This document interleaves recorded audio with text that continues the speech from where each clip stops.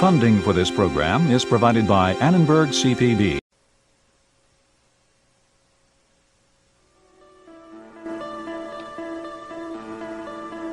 O nobre em seu castelo, o clero em sua igreja, o camponês em sua cabana. Um modelo social simples que duraria séculos. Mas embora fosse bem sucedido para restabelecer a ordem, o mesmo modelo alimentaria os fatores que drenariam suas forças. A ordem feudal, neste episódio de A Tradição Ocidental.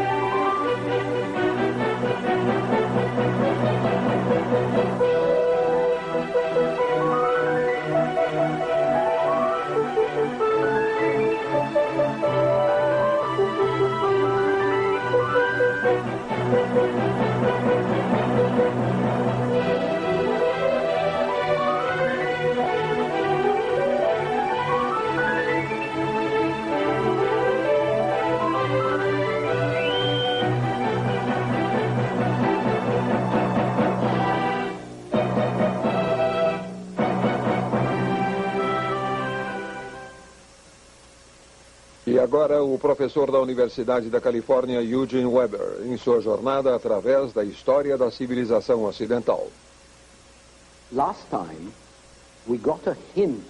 No último episódio, vimos como era a sociedade feudal na Idade Média, com vassalos jurando lealdade a seus senhores e lutando por eles em troca de um pedaço de terra, e os camponeses que nela habitavam. Por um lado, havia uma aristocracia de senhores e vassalos que possuíam propriedades. E por outro, os camponeses, ou servos como eram chamados, que forneciam todo o trabalho e em troca recebiam uma permissão temporária para permanecer vivos. Mas havia também uma terceira classe, o clero, que era parte integral da estrutura de poder feudal.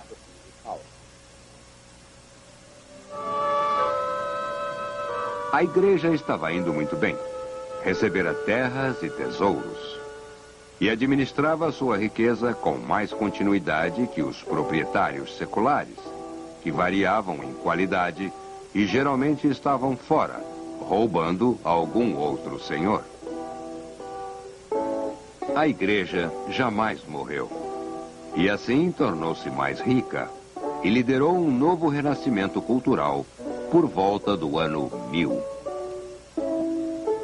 Esta é a época descrita por um monge na Borgonha, chamado Raoul Glaber, que não apreciava muito sua época, mas disse que o tecido das igrejas fora refeito.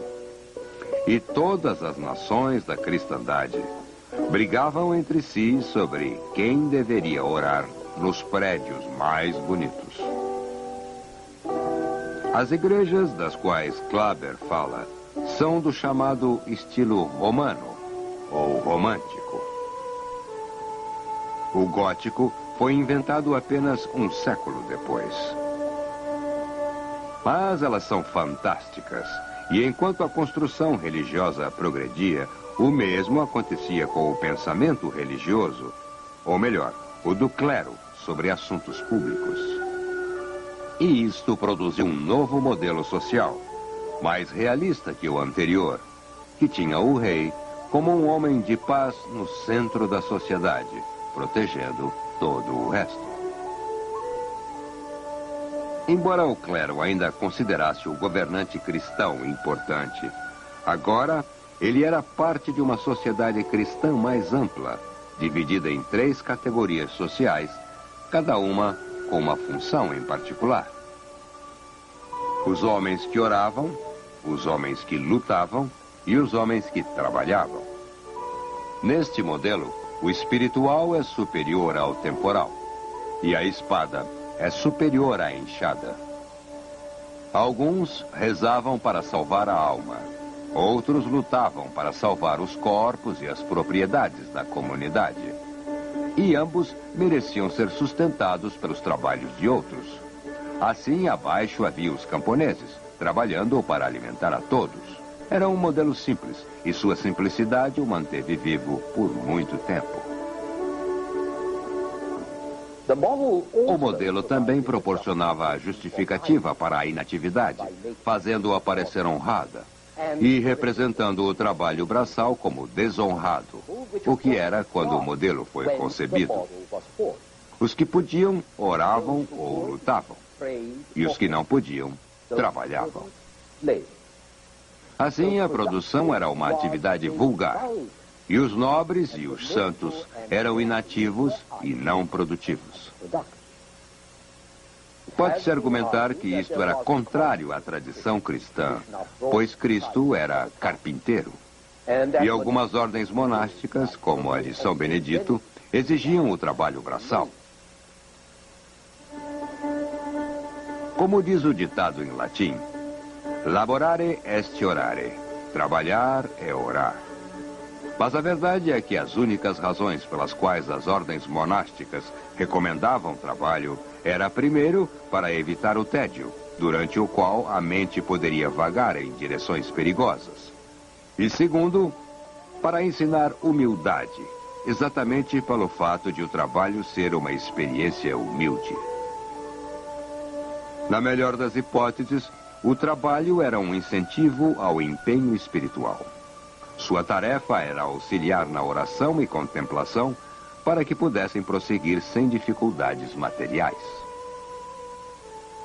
A produtividade não era a preocupação das mentes nobres, e esta seria uma noção que deixaria sua marca na sociedade e cultura ocidentais. Além disso, o modelo tripartite de clero, nobre e camponeses, que pretendia representar a ordem, na verdade criou atrito, amargura e hostilidade, geradas pela relação de poder que descrevia. Percebendo o atrito, a Igreja tentou minimizá-lo, propagando a noção de que a ordem social era baseada em cooperação e serviços mutuamente prestados.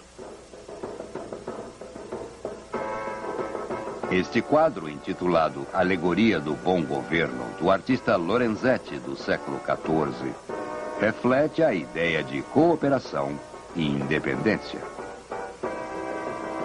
O símbolo de justiça, paz, coragem, prudência, bem comum, magnanimidade, moderação e caridade apoiam-se sobre o povo unificado abaixo.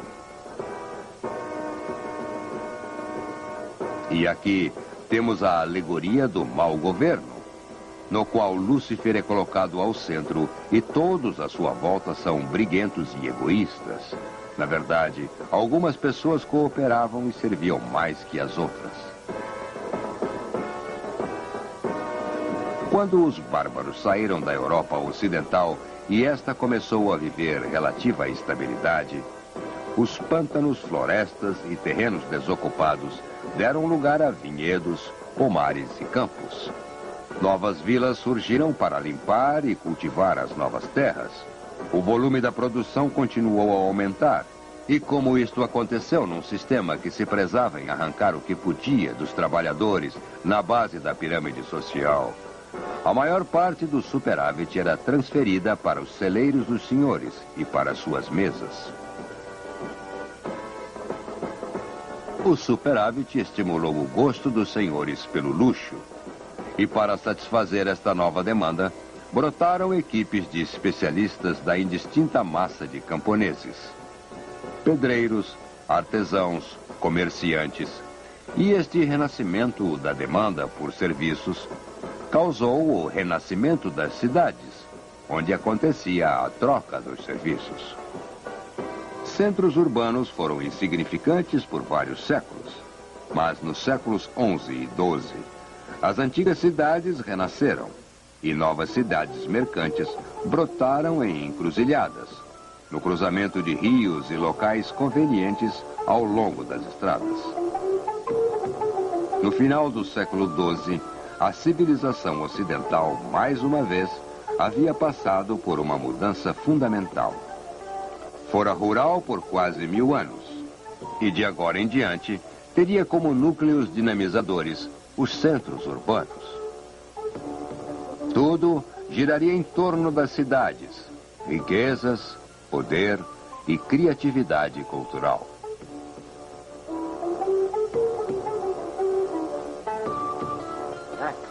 Naturalmente, uma mudança tão profunda teve um impacto no modelo das 3 ordens e nas relações sociais que este modelo tentou estabilizar. Em cada ordem, o progresso material complicava a hierarquia social. Na igreja, o renascimento urbano enfatizou a ruptura entre as ordens monásticas rurais e os mosteiros. E, por outro lado, o clero urbano, que crescia ao redor da catedral da nova cidade. Entre os aristocratas, a crescente importância da economia urbana deu mais força aos senhores que controlavam os mercados às custas daqueles que viviam nos campos. Mas a maior revolução ocorreu não no topo, mas sim no terceiro nível, entre os camponeses. A mais baixa das 3 ordens tornara-se cada vez mais múltipla e diversa. Os camponeses ainda representavam a grande maioria, mas mesmo no patamar rural havia mais mobilidade. E alguns camponeses assumiram melhor posição em relação aos outros. Mas o contraste era mais forte nas cidades, com seus artesãos, artífices, pequenos comerciantes e principalmente com mercadores, que operavam em grande escala e que, em alguns casos, haviam se tornado príncipes mercadores. Organizações profissionais também desenvolviam-se, associações e fraternidades que defendiam os interesses de uma paróquia ou mercado, e corporações de mestres e estudantes das novas escolas que foram fundadas. Estas escolas surgiram primeiro em Bolonha e Paris, mas logo apareceram em todas as grandes cidades, funcionando sob patentes cedidas pelo Papa, o Imperador ou o Rei. A palavra universidade é um termo medieval para tais corporações independentes. Com todas estas mudanças, apareceu mais um conflito. Típico da luta entre a ordem antiga e as novas forças, foi o acordo assinado em 1215 entre João, rei da Inglaterra, e seus barões. Um acordo que chamamos hoje de Magna Carta, ou a Grande Carta. Quando João tornou-se rei, a administração real havia melhorado, mas não as finanças reais. Assim, João fazia os nobres, o clero e as cidades pagarem impostos. Ele transgrediu seus privilégios e, enviando oficiais para a coleta de impostos, levou o reino à beira da guerra civil.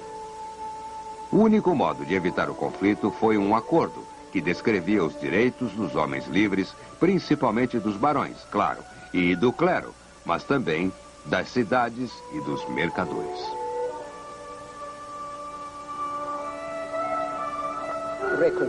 Este reconhecimento dos novos interesses era significativo, embora ninguém levasse a carta muito a sério na época, pois os acordos feudais sempre eram quebrados.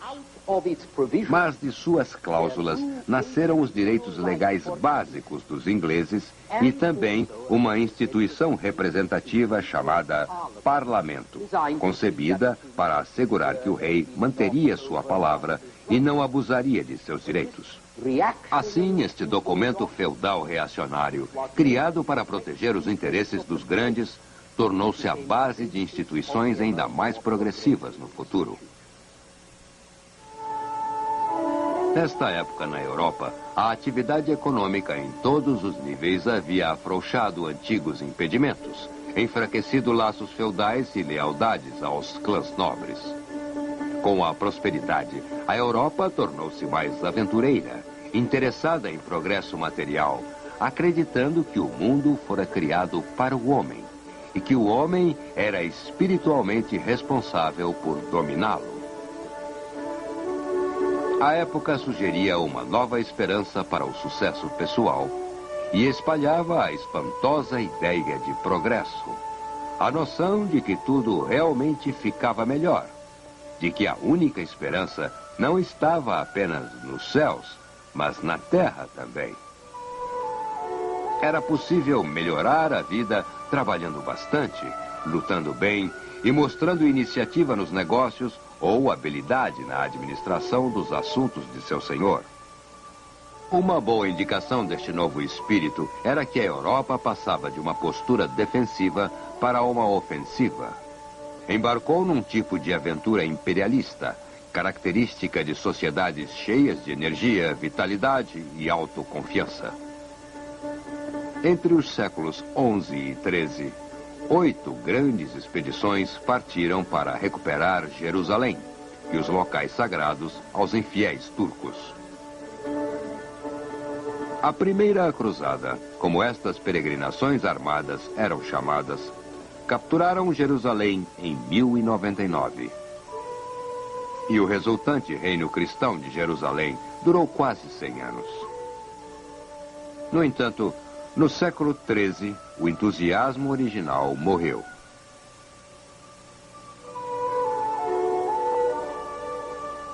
A Quarta Cruzada, em 1204, supostamente direcionada contra o Egito, acabou capturando Constantinopla e criou um reino latino que durou 60 anos.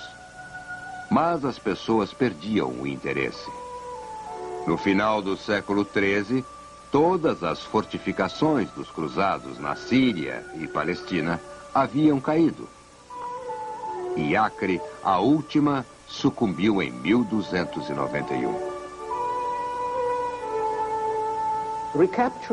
A recaptura da Terra Santa dos infiéis foi certamente um fator crucial que inspirou as cruzadas.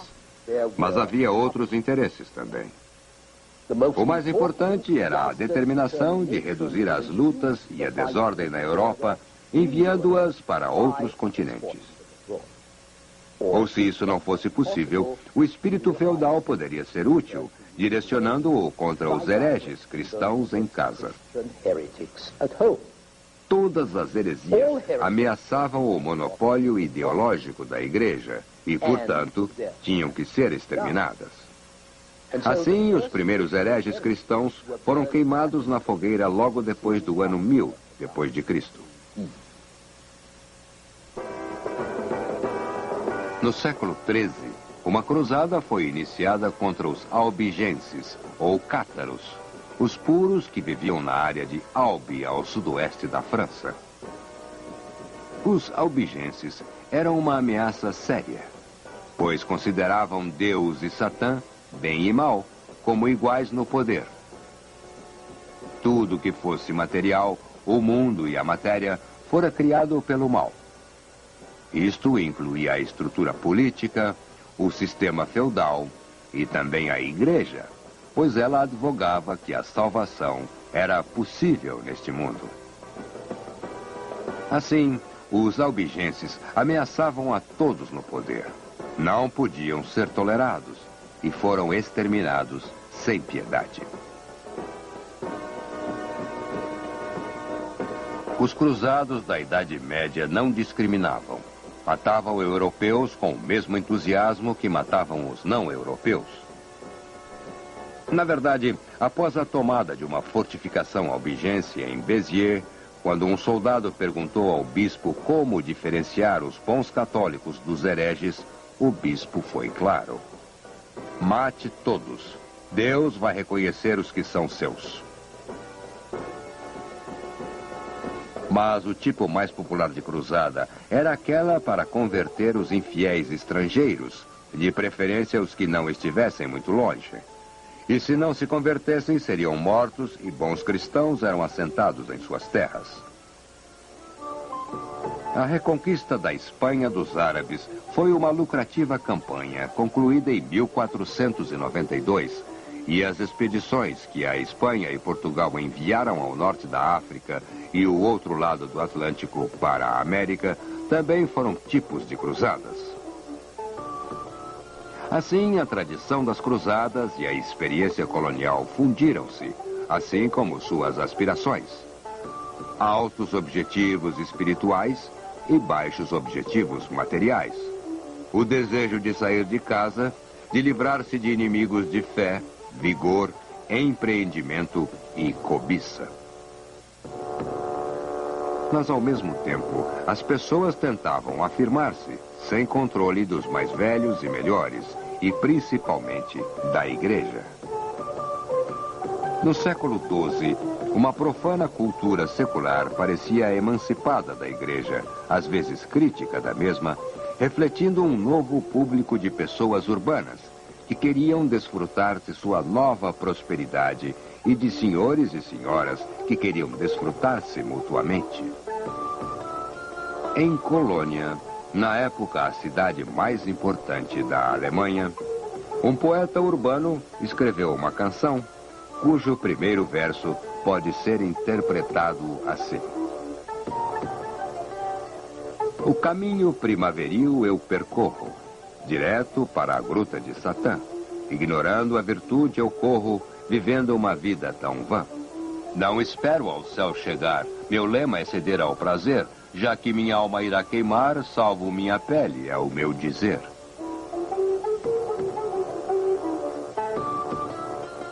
Deve ter havido muita gente que se sentia assim e não se importava em dizer o que pensava, o que nos diz muito sobre a mudança de espírito da época.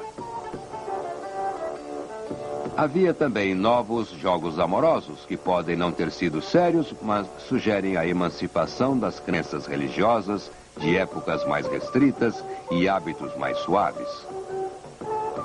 Uma redescoberta de modos e galanteria. Tudo o que descrevemos como cavalheirismo.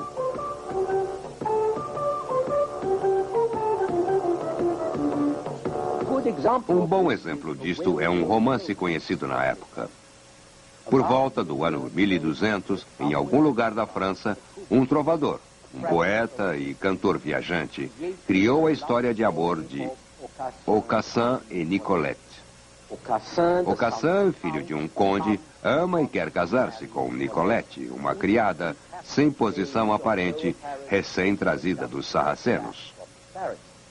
Aucassin deve casar-se com uma garota de sua posição, filha de um rei ou conde, e se ele tornar Nicolette sua amante, jamais entrará no paraíso, mas irá para o inferno. E esta é a sua resposta. O que tenho a fazer no paraíso? Não procuro lá entrar, a menos que tenha Nicolette, minha mais doce amiga, a quem tanto amo. Pois ninguém vai ao paraíso, exceto as pessoas que mencionarei. Velhos padres vão para lá, e velhos aleijados. E os miseráveis deformados que rastejam noite e dia perante os altares, e aqueles vestidos em velhas capas poídas, trapos e farrapos, que estão nus e descalços, e cheios de feridas, e morrem de fome, sede, frio e misérias. Estes vão para o paraíso. Com eles não tenho nada em comum. Mas para o inferno eu irei, pois para lá vão os finos servidores e cavaleiros, que morreram em torneios e grandes guerras. E os corajosos soldados e os homens nobres, com esses eu irei. E para lá também vão as alvas e graciosas damas, que têm 2 ou 3 amigos além de seus maridos. E para lá vai o ouro e a prata e as finas peles. E para lá também vão os menestréis e os poetas e os reis deste mundo. Com esses eu irei, para que tenha Nicolette, minha mais doce amiga, comigo.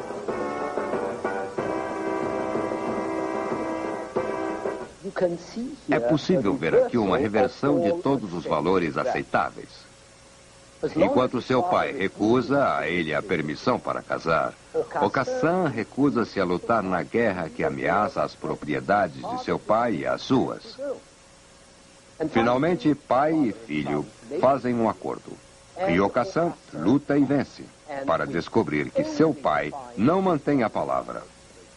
Não, Ele não deixará que Okassan veja Nicolette. E assim, Okassan liberta o líder do inimigo que fizera prisioneiro e pede que o mesmo o faça o maior dano possível a seu pai. Como veem, todos os valores aceitos, cristão, filial, feudal, são massacrados por uma loucura amorosa. Quanto às aventuras dos jovens, elas continuam. Perdem-se um do outro, encontram-se, beijam-se, casam-se e vivem felizes para sempre. E este é um ótimo ponto para terminarmos. No próximo episódio. Next time, a look at everyday life in the Middle Ages. Please join us then.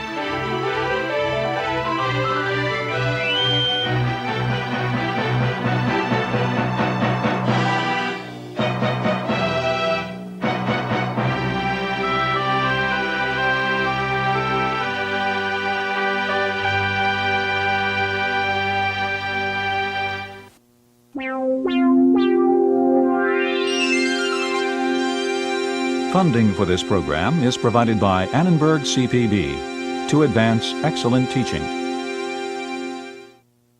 For information about this and other Annenberg CPB programs, call 1-800-LEARNER and visit us at www.learner.org.